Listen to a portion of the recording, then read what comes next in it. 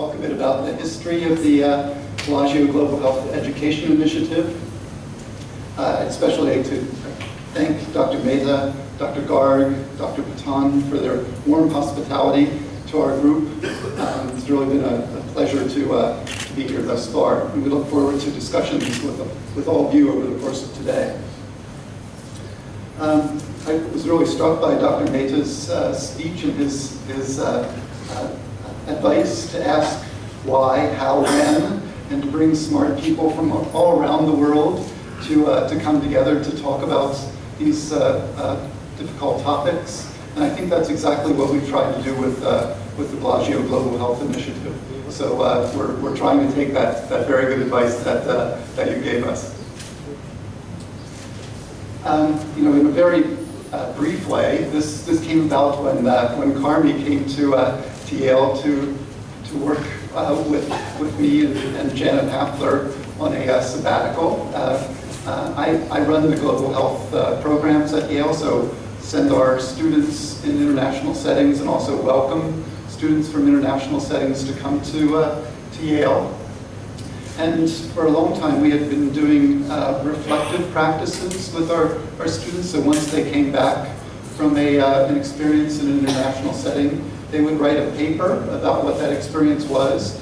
And we thought that perhaps in those papers we might be able to find important knowledge about what our students are learning in these experiences.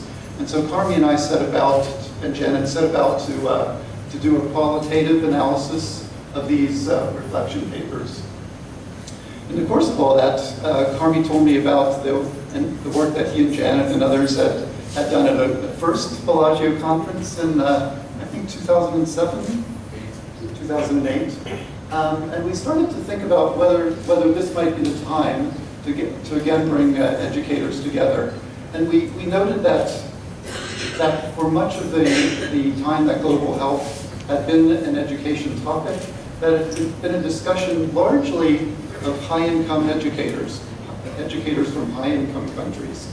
And we thought that was ironic, given that the topic is global health, and that we're interested in learning perspectives from everyone around the world. And so this time we applied to Rockefeller to ask for a Bellagio conference that would bring educators from all around the world, from high-income, middle-income, and low-income countries together to ensure that voices from all around the world were represented.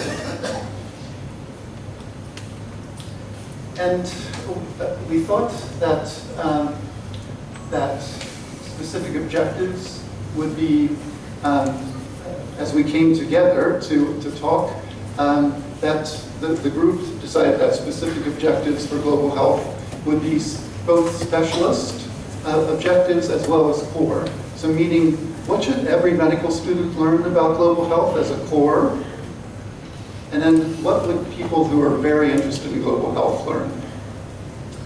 And so specialists. This has been a theme that's been involved in other global health education conversations.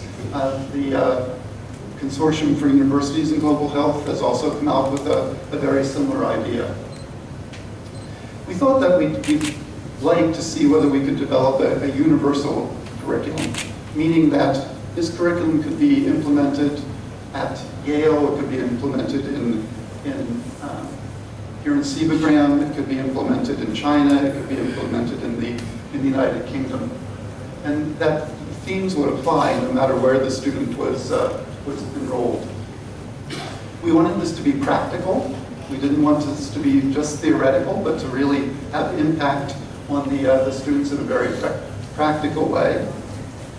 We thought a very important objective was this idea of bidirectionality, that global health education should be both about students in home sites that are in high-income countries going to middle and low-income countries, but also students from middle and low-income countries coming to high-income countries as well, so a bi-directional view. We thought this experience of the away site was particularly important. So when students are going to the away site, what should they be learning? And what should the educators at the away site know about that student? I'll never forget the conversation that we had with Harriet, who's here in the audience today, who said that she had received students for over 20 years, but had not been involved in conversations about what those students should be learning. We receive students from all around the world at Yale, and I rarely have conversations with the institutions that are sending their students to us about what they should be learning. So this idea that we need to be better at having these conversations across national borders. We also talked a lot about the away site as to whether it needs to actually be in another country, or could it be in another setting in the same country that's different perhaps from where the student is being trained. And so again, we'll be very interested in learning about your perspective on this. I'm reminded of the experience we had yesterday, in which we went out to many of the rural sites here and learned about the work that you all are doing. I can't imagine that a student who's enrolled in Chennai, or enrolled in Delhi, or enrolled elsewhere in India, couldn't have an amazing experience by coming here and learning about the work that you're doing in rural communities. So this away site might be away in another country, but it also may be here in the same country. And then because we had students with us, we were reminded that students, when they come back from these experiences, often say that they've been transformed in one way or another. They've decided to make global health a career. They've decided to work with underserved populations or poor people. They've had these transformational experiences. And we thought that this was a really important component of global health education. But what does transformation mean? And how could we develop education activities that would lead to transformation? So these are some of the objectives that came out of our first conference. We also had some principles from that first conference. We felt that global health education is core to the training of medical students all around the world. Again, we thought that this idea of high, middle, and low income educators, educators coming together to collaborate was important.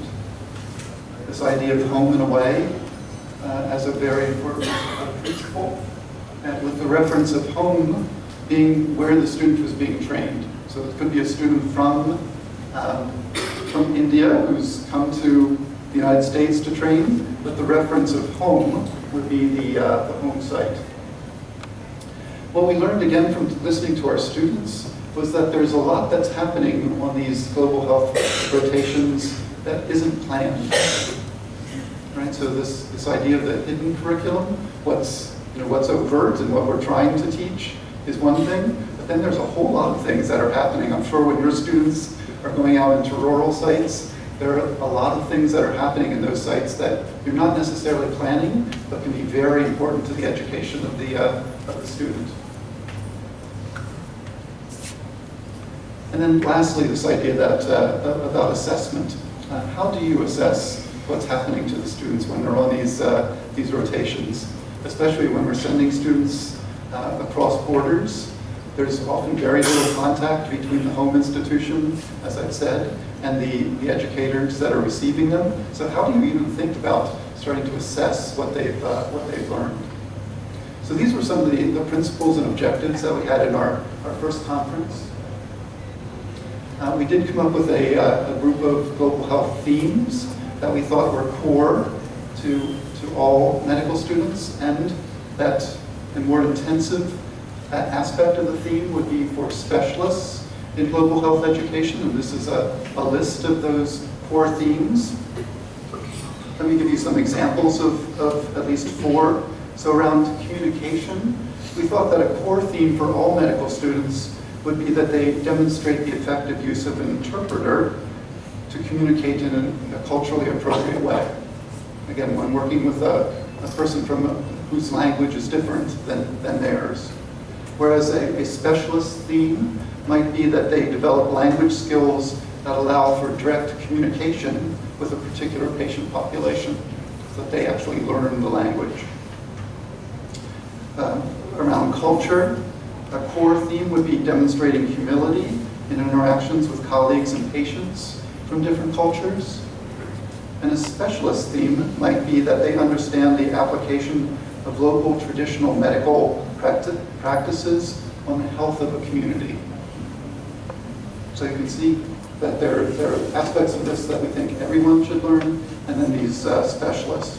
Around burden of disease, we thought that every medical student should be able to describe the global burden of disease, but that specialists should also be able to understand the local burden of disease and know differences between the home and away site around that particular burden of disease. Around leadership skills, we thought that everyone should be able to serve as an active observer in a global health setting, but a specialist might seek to have impact in a global health setting.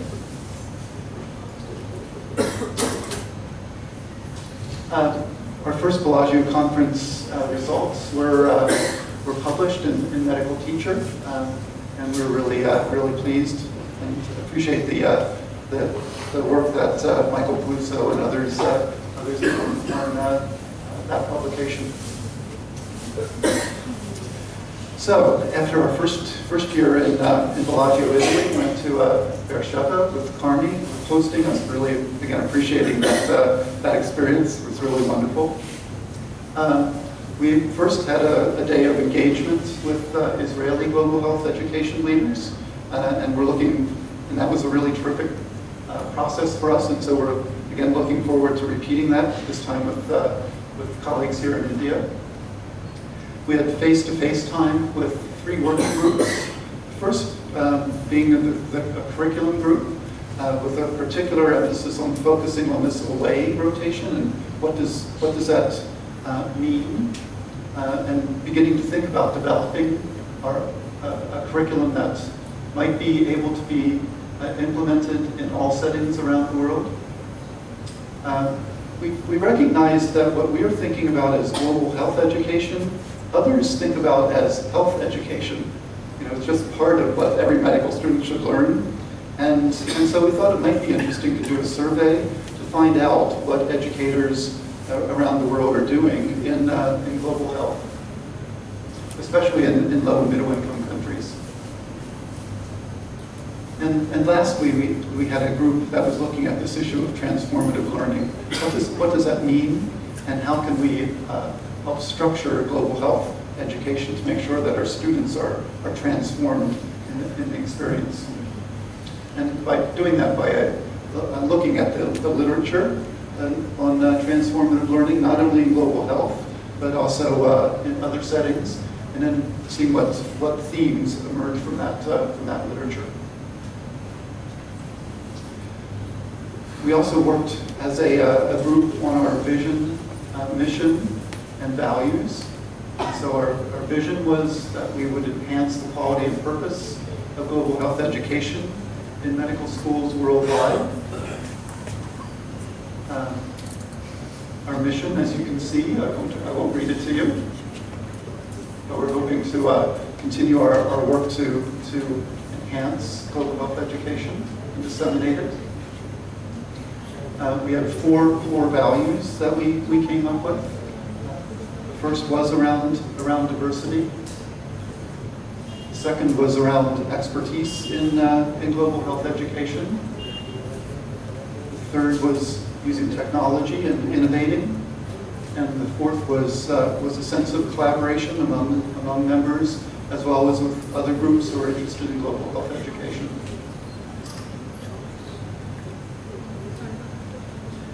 We started with 19 members, but we realized that in order to have more impact, we would want to expand, and so we're really excited to welcome new members of the Bellagio Global Health Initiative to this conference. We hope that we could make sure that we were representing all all parts of the world. We also wanted to have some younger folks. Many of us have a lot of gray hair, and so we thought that we wanted to make sure that we brought some younger people into this community. And we thought having individuals with different skill sets was particularly important. So we're here for Bellagio 3.0. We're very excited to be with you today and over the next 3 days.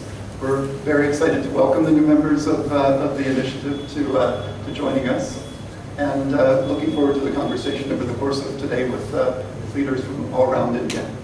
Thank you very much.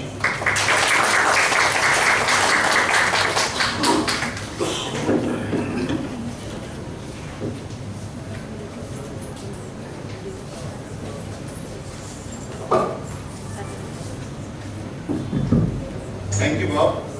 Ladies and gentlemen, we conclude this inaugural session with the talk of Bob with a note of thanks to everybody who participated, and special thanks to our President, Sri BGHEI Mehta, and all the speakers, especially Karmi and Bob, and everybody. And now I request you to join us on Teams.